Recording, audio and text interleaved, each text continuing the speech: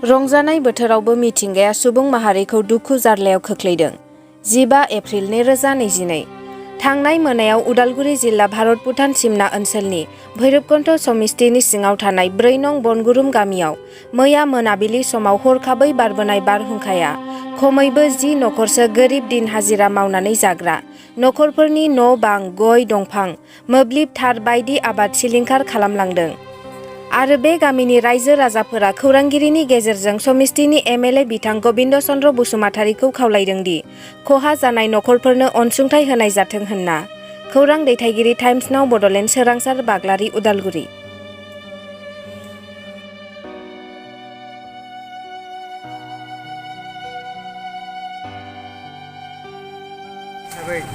मैया थांनाय हराव मोनाबिलि समाव बे जेरैखि बारहुंखा फैनानै जोंनि 4 नं बनगुरुम गामिनि न'फोरखौ सेफायनानै गालांदों।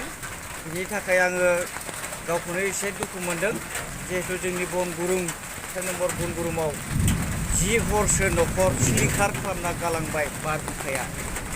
बेनि थाखायनो आं गिबियावनो आं जोंनि सरकारखौ खावलायनो सानोदि आसाम सरकार आरो बिटिआर सरकारखौ खावलायनो सानोदि बे सिलिंखार जानायनि थाखायनो जि माने न'खर बायलांबाय, बे बायलांनायाव बायदिसिना मुवा जिराद खहा जालांदों।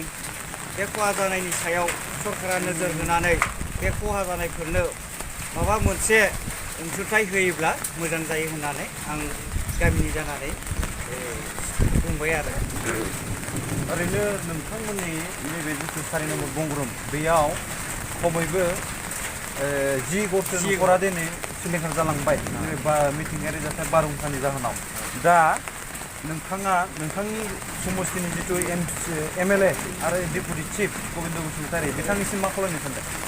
आं जोंनि समस्थिनि एमसिएलए आरो एमएलए सारनिसिम मोनसे खावलायनो सानो, जेरैखि जाया मानो खहा जानाय सुबुंफोरनो अनसुंथाइखौ होयोब्ला मोजां जायो आरो।